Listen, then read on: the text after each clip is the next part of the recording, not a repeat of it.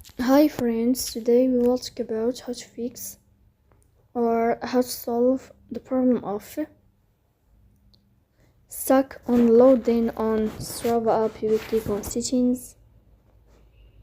Here you will click on apps, default apps, app settings. Here you will search about the application of Strava. In this page of app info, you will click on first stop and you will click OK.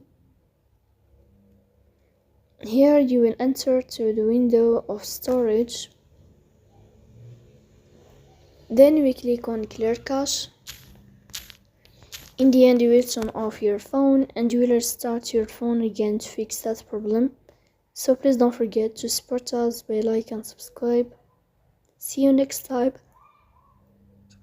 And thank you for your watching and your